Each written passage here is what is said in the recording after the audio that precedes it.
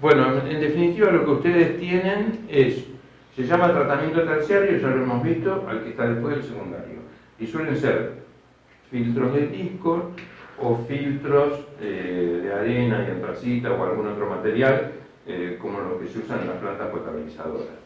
Esto es un poco más económico y compacto, y el objetivo de poner esto se debió a que Acumar controlaba la DBO, la exigía muy baja, 15 miligramos por litro, y cuando una planta anda bien, la DBO disuelta suele ser bastante baja. En la dirección extendida es muy bajita, pero si se escapan floc o partículas que son biodegradables, eso aumenta la DBO. Entonces, un filtro es un tamiz, es un colador que para los sólidos pequeños que el sedimentador no pudo parar. Entonces, si funciona bien, tiene mallas de los dos costados, lo que sí son unos cientos de tortas, o sea, eso si se rompe constantemente es un problemón, que es lo que le pasa a ustedes y ahora ni siquiera andan. Tienen que ser de marcas buenas, digamos, porque en este caso esa Hydrotec es sueca, Uber es alemana, y ellos eran muy exigentes en cuento al diseño de la pileta de hormigón al lado, que tiene que haber un vertedero que proteja a las mallas, porque no toleran más de 20 de columna de agua entre la entrada y la salida, se rompen. Estos españoles se rompen igual, aunque le hicimos el vertedero, porque tienen otros problemas, o sea, son malos, y directamente ahora se rompieron las cadenas, ¿no? ¿En Nuestra Señora tampoco anda? ¿No? Sí, allá sí. Okay. Bueno, el principio del difilter entra por el centro del equipo, filtra de los dos costados de cada disco, ¿está bien? Tiene brazos con boquillas que lavan, y recolecta toda la mugre que sacan por un canal que está arriba. Todas las variantes tienen algo de diferencia, pero en principio ese es el principio. Y como tiene malla de los dos lados, en poco espacio tiene una gran área filtrante, ¿está bien? Entonces esto reemplaza mucho el filtro de arena, que además son bastante complejos. Después hay otro tipo de filtros que son que se llaman tambor, pero a su vez hay, como el que tenemos nosotros en nuestras plantas, que son de canal abierto, es decir, que se agarra el equipo y se calza en un canal de hormigón, u otros que son cerrados y tienen una tubería de entrada. Eso cuando no hay un perfil hidráulico que permita colocarlos al final del sistema antes de la desinfección, se bombea después de los sedimentadores y se lo hace entrar por bombeo hacia aquí, y después salen igual. Y esos son cerrados en una caja de acero inoxidable. Así se ven los de canal abierto, esos son Hydrotec, que es una marca, es lo que yo tenía. Ahí más o menos se explica, los suecos tenían un sistema que los alemanes no lo tienen, pero que es tanto el vertedero de entrada como el vertedero de bypass, que es no solo tiene vertedero, sino insertan unos caños que hacen que, si yo tengo una pared de vertedero que es 10 centímetros, pero le meto ahí un caño, el diámetro, el perímetro del caño ese, me da mucho más vertedero. Entonces esto es una manera de ahorrar hormigón nada más. O sea, necesitan un nivel máximo que los proteja entre la entrada y la salida. O sea, esto entra por el centro, como mostramos antes, y directamente lo que está en esta pileta es líquido filtrado. Y lo que no puede recibir se bypassea automáticamente, que es lo que está pasando ahora acá y que habría que ver. Con Emilio nos parece que se está bypasseando más que antes, hay que ver cuál es la razón, digamos.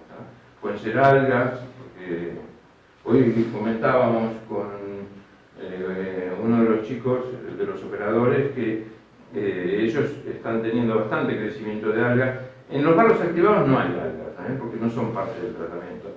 Pero ¿qué pasa? Donde hay líquido transparente, entra la luz, los sedimentadores, por ejemplo, se reproducen las algas, porque tienen fósforo, tienen nitrógeno y tienen calor, luz y aire.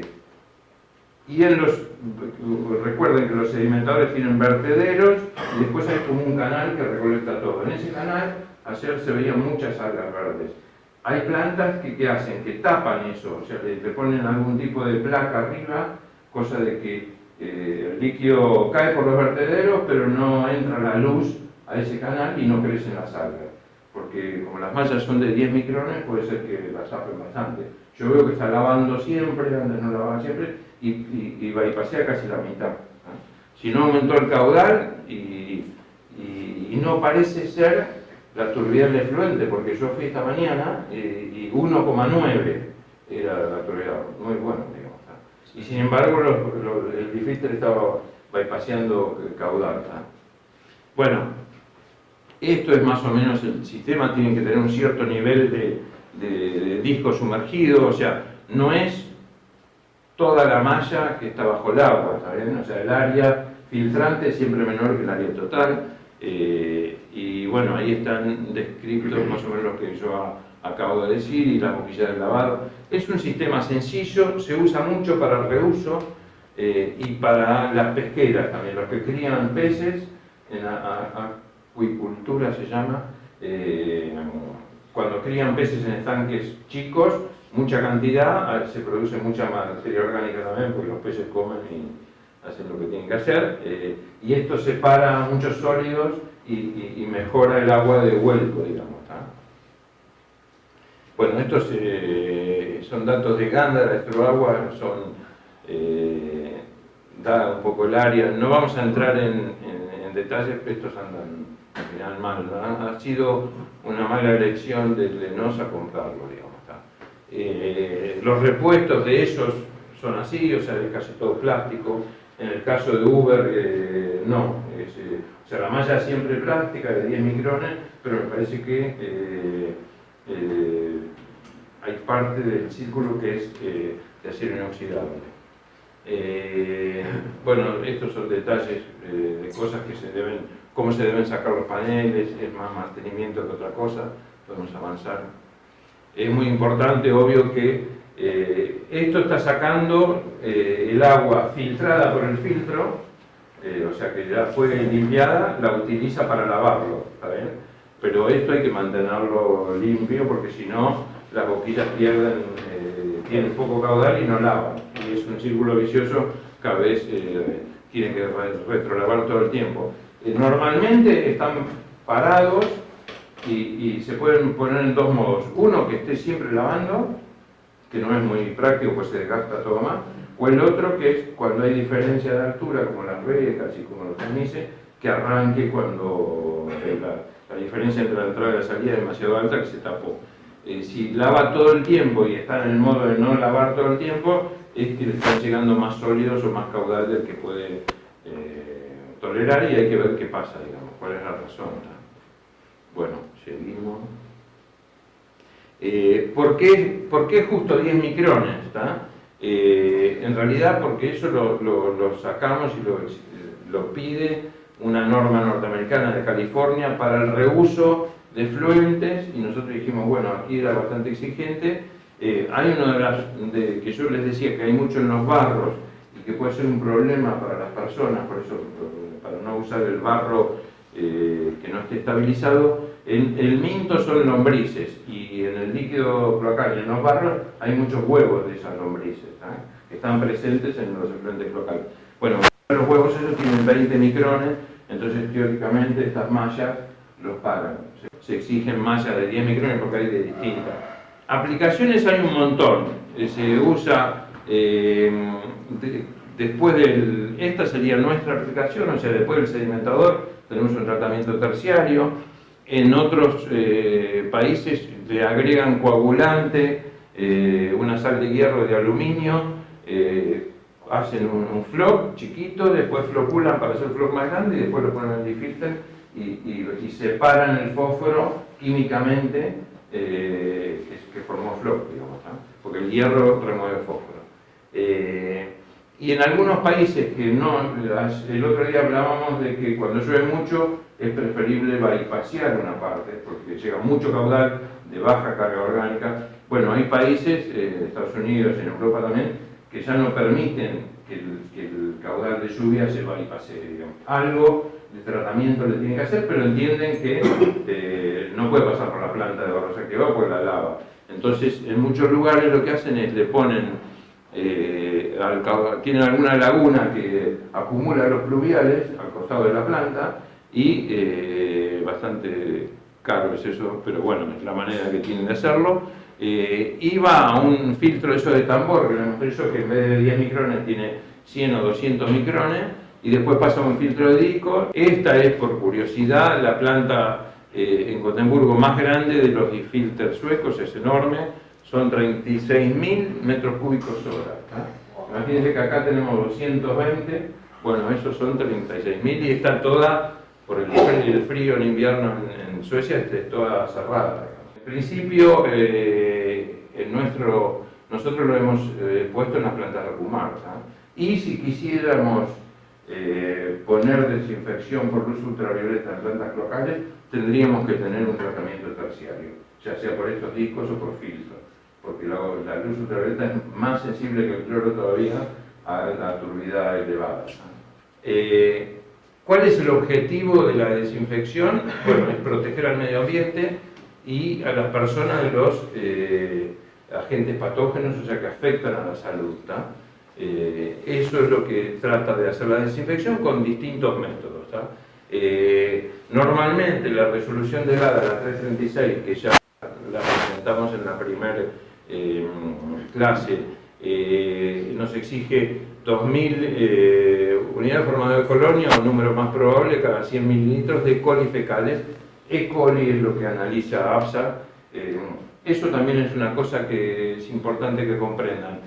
Los patógenos son muchísimos.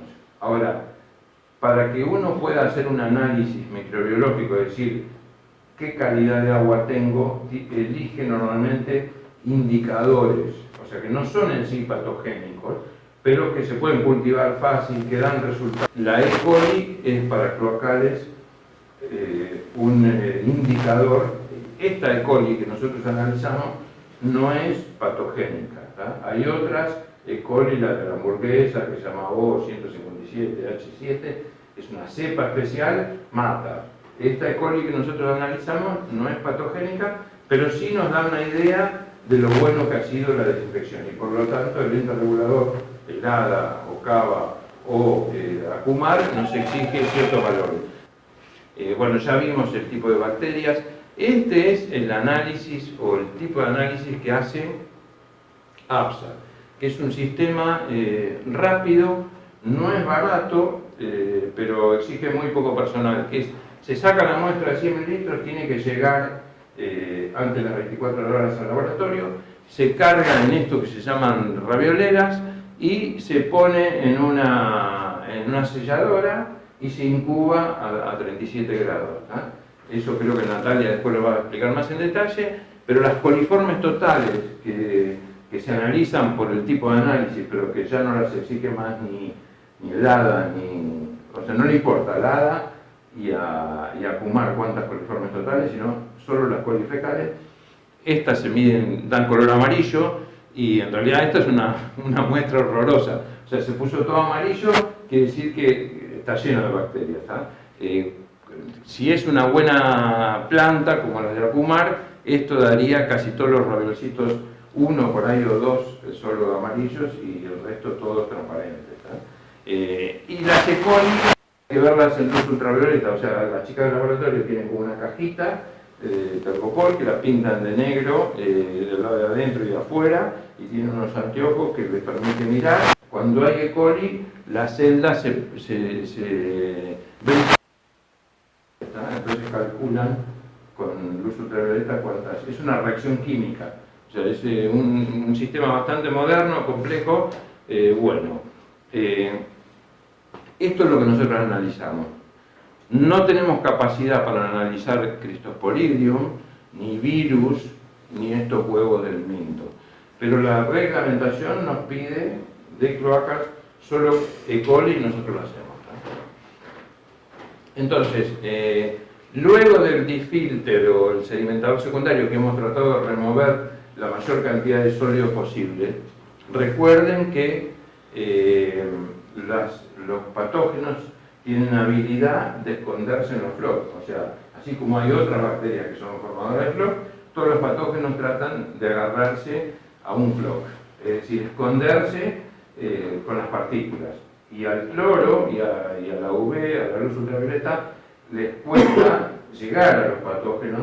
Cuanto más floc hay, más turbidez hay. Por eso es tan importante es muy difícil tener una buena desinfección en una planta que anda mal.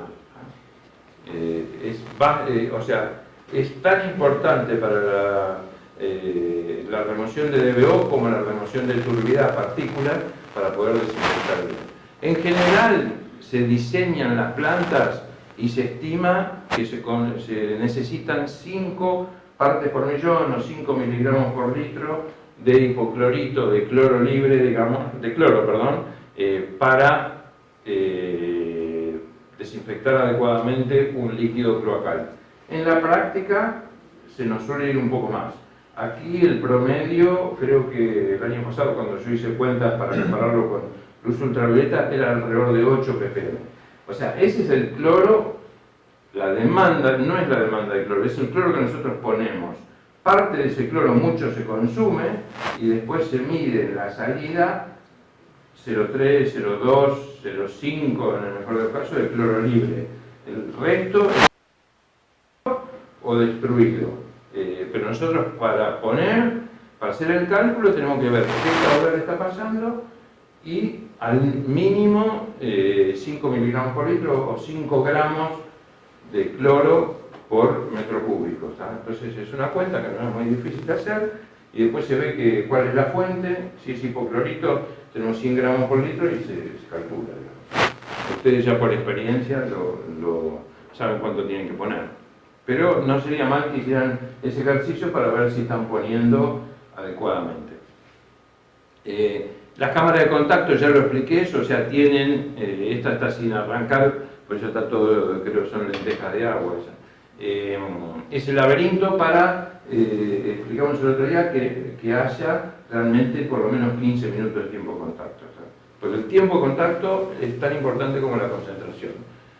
Nosotros estábamos evaluando cuando yo armé este material cambiar a UV, eso quedó en la nada, me parece por una cuestión más que nada económica, de no tener que comprar los equipos, pero operativamente es más barato y amortizándolo que gastar en hipoclorito, que ahora volvió a subir, porque también esos equipos son a su vez en dólares, pero el hipoclorito surge del cloro, y el cloro es un commodity, y sube el dólar, sube el cloro. Es así. El cloro es el desinfectante más usado, tanto para agua potable como para efluentes, y es particularmente efectivo para bacterias y virus. Como les dije el otro día, es mucho más complejo su efecto, o es casi nulo para Cryptosporidium, que son unos quistes, que es un parásito, no le hace nada. Y Giardia, que es otro parásito, hay que tener mucho tiempo de contacto, o sea, requiere o una cisterna grande o en este caso una cámara de contacto importante. En general, las reacciones del cloro con el agua, no importa mucho la forma que el cloro se mezcle en el agua, pero forma ácido hipocloroso, que es aquel de ahí. Pero el ácido hipocloroso, cuando está en contacto con el agua, dependiendo del pH y la temperatura, tiene la tendencia a disociarse, es decir, a liberar protones, que el protón se llama al hidrógeno que perdió un electrón, y el ion hipoclorito. Lo más importante de esto es que este ácido, esta forma no disociada, que es como se dice en química, es 100 veces más fuerte que esto. Y esto depende parte del pH. Cuanto más alto es el pH, menos ácido, por más que yo ponga la misma cantidad de cloro, cuanto más alto es el pH del agua, menos ácido hipocloroso tengo y más ion hipoclorito. Y ahí está eso. Acá ven un poquito, este es un gráfico que a 20 grados, de acá tiene el ácido hipocloroso, o sea, va de 0 a 100, y el otro es el ion hipoclorito. Este es el que a nosotros nos interesa tener, o es el más fuerte. Entonces, si yo tengo pH 7, tengo a 20 grados tengo 80% sin formar ion hipoclorito. Y tengo solo 20% de ion hipoclorito. Si tengo pH 8, tengo a 20 grados más o menos 30% y 70% del otro. Entonces, ustedes en realidad no agregan ningún ácido, nada para regular el pH, pero sepan que si el pH de su efluente cloacal es más cercano a 7 que a 8, van a tener una desinfección más efectiva y les va a requerir menos hipoclorito que si tienen, cuanto más alto es el pH, peor. Otra fuente de cloro es el cloro gaseoso, en realidad es líquido, se compra en balones así. Esto es de otro país, pero así clora Punta Lara, o sea, es un galpón grande, se ponen todos los balones, estos balones se les llama de 1000 kilos, en realidad tienen 900 y pico porque es una tonelada norteamericana, no importa mucho, y había otros balones de cloro que antes había muchas plantas de ABSA del interior de obras sanitarias, un montón de esos balones, y directamente los operadores de las plantas conectaban una manguera y burbujeaban en la cámara de contacto y abrían un poquito eso. Si eso pierde, puede matar al operador y puede matar a más gente. Esto yo lo he visto cambiar un balón solo de esto de 1000 a 50 metros del camping del pueblo, que iban a hacer asado todos los domingos y no tenía ningún tipo de protección, o sea, era un peligro. Nosotros debemos sacarlo de todas las plantas, salvo las más grandes, con el compromiso de la empresa de que hiciera unas buenas instalaciones de gas, porque esto es mucho más barato que el hipoclorito.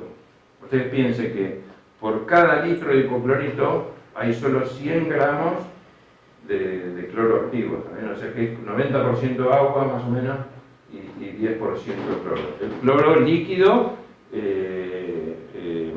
es 100% y a su vez, ¿por qué es tan riesgoso? Porque cuando pasa del líquido a vapor expande a casi 500 veces. Entonces yo tengo, si esto fuera un metro cúbico, voy a tener 500 una nube de 500 metros cúbicos. Si pierdo, se imaginan una nube de 500 metros cúbicos, acá no entra y mata gente. O sea, se ha muerto mucha gente en el mundo con gas cloro. Y por eso hay que tener instalaciones adecuadas. Si no, es mejor hipoclorito, más caro, pero más seguro. Porque el hipoclorito, el riesgo que tiene son los ojos, las manos, puede quemar la ropa, pero ustedes tienen que tener, lo ideal es protección ocular, cuando trabajan con la bomba, con todo, o anteojos, deberían tener las gafas de laboratorio, digamos, es porque se les llega a caer en el ojo, tienen que lavarse muy rápido, tiene que haber una ducha que funcione a mano, al lado de donde están trabajando. No siempre funciona, pero además, si no se lavan muy rápido, le puede hacer un daño muy grande a la vista, y la verdad que es una pena. Para la instalación de cloro líquido, en plantas grandes lo que se usa es un evaporador de cloro. O sea, el cloro en el balón tiene dos salidas. Una arriba, que depende de la temperatura, sale un poquito de cloro gaseoso, y otra abajo de cloro líquido. Se suele sacar de la de abajo, que saca cloro líquido, hasta que llega a un equipo como este, que lo calienta en realidad y lo evapora. Y después lo manda por o sea, hay un equipo que hace un venturi, o sea, manda agua y hace vacío, como en los laboratorios, y chupa el cloro y lo disuelve en agua y después lo manda a la cámara de contacto o donde fuera, a una cisterna en el caso de agua.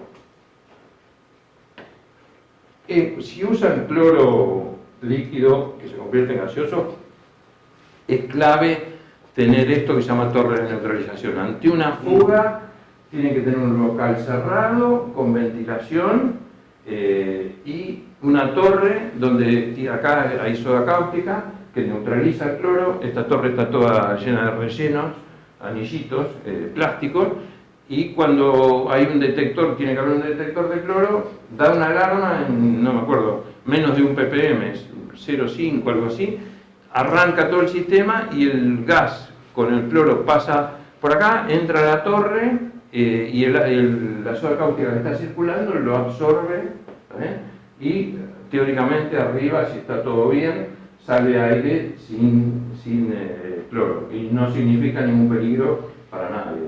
Pero los operadores que trabajan en las salas de cloro tienen que tener las máscaras, equipos con oxígeno atrás, es bastante riesgoso. Y esto, bueno, lo conocen los tanques hipoclorito. En definitiva, es muy importante que estén en bateas por el derrame, para evitar que haya algún derrame. No en todos lados está instalado así. Se degrada con la luz, por lo cual tiene que tener techo también. Y en general se usan bombas dosificadoras comunes, digamos. Estas son dosivac, hay un montón de tipos.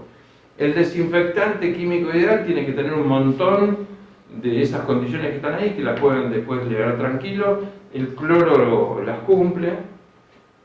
Y después, esto es lo que yo quiero que se entienda mejor. La desinfección es una mezcla de la dosis de cloro que yo pongo y el tiempo de contacto. O sea, si yo tengo, y se llama C por T, y tiene un valor, ¿está bien?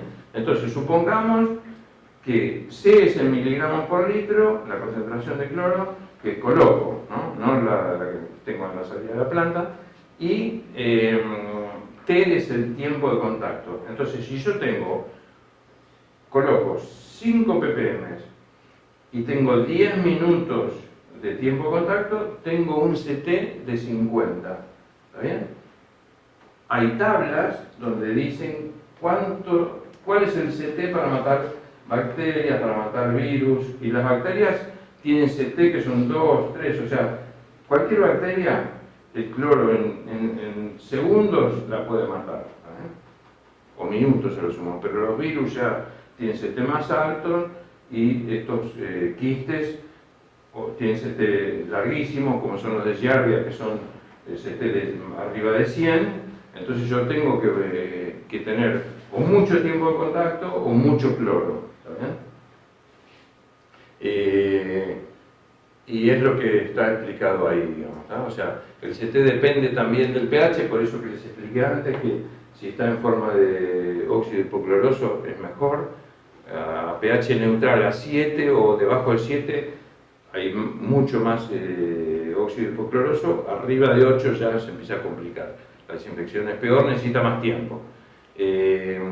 Y lo que se llama breakpoint, después vamos a ver un gráfico, es que cuando yo empiezo a tirarle cloro a un efluente que tiene carga orgánica y tiene nitrógeno, ocurren un montón de reacciones que me combinan el cloro y forman algo que se llama cloraminas, que está la monocloramina, la dicloramina, y en ese punto que se llama breakpoint o punto de ruptura, se forman nitrógeno gaseoso. O sea, remuevo cloro y remuevo la mayoría de las cloraminas y se va nitrógeno gaseoso. Y yo, para tener cloro libre, tengo que pasar ese punto.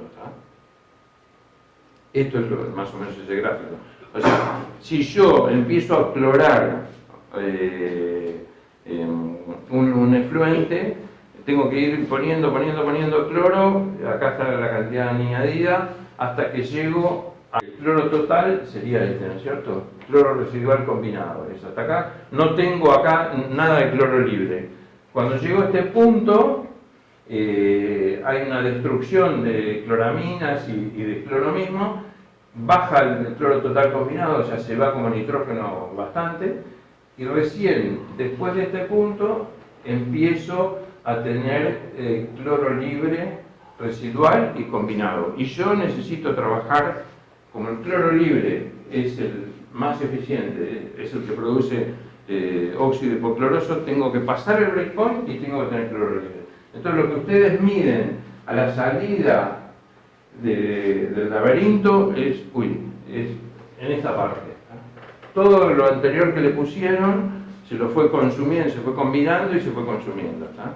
Entonces ustedes miden cloro libre, que es lo que le quedó al final y tienen que tener cloro libre, porque si no tienen, no saben dónde están parados, digamos, ¿sabes? Y las cloraminas son mucho peor desinfectantes que el cloro libre. Esto, bueno, está en inglés, pero son los valores de CT para la inactivación de virus y vean que con 3 log, o sea, cada log, si son 2 log, es 99, corregime, a ver, 99,9. 3 log son 99,99% y 4 log son 99,999%, casi 100. ¿Tá?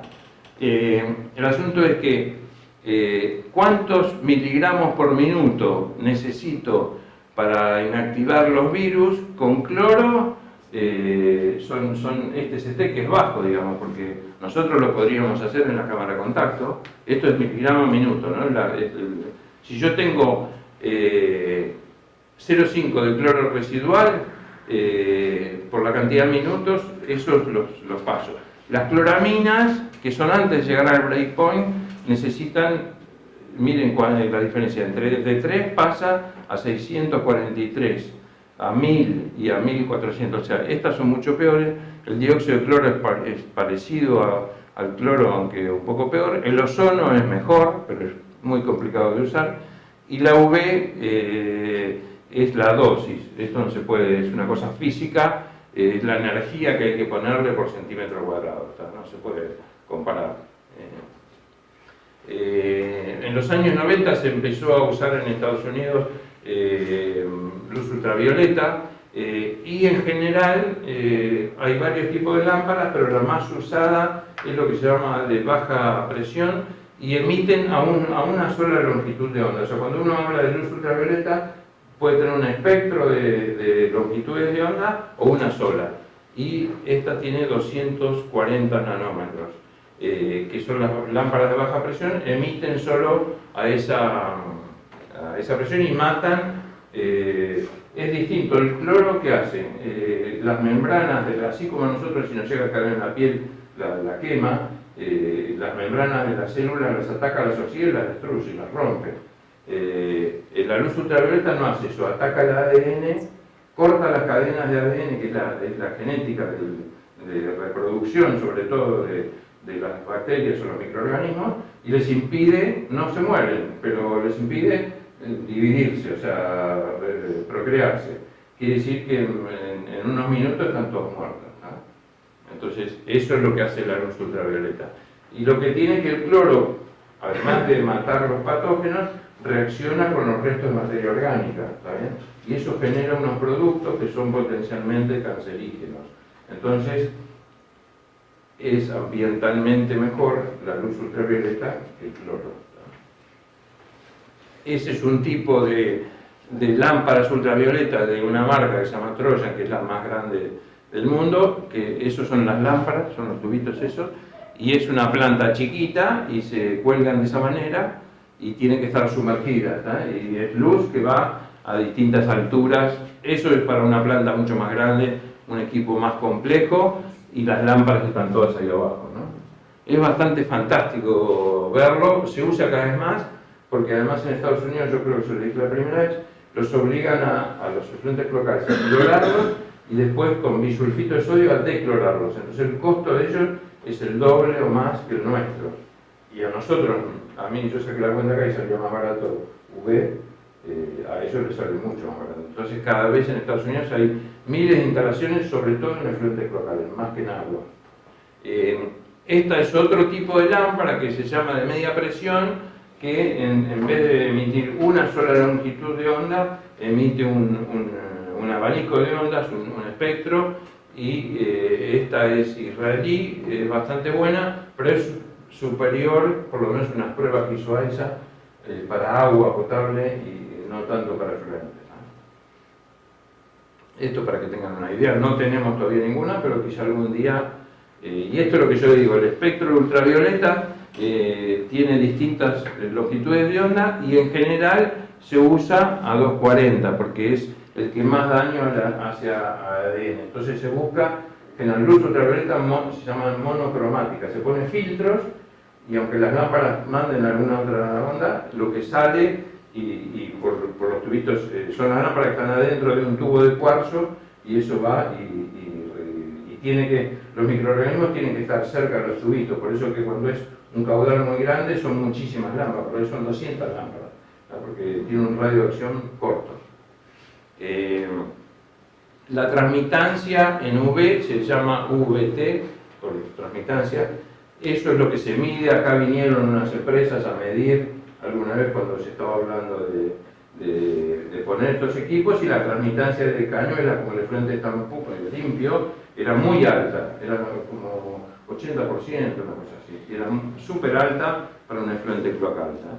Y en principio, claro, las transmitancias, cuanto más baja es la transmitancia, más lámparas y más potencia tengo que ponerle, más plata me sale.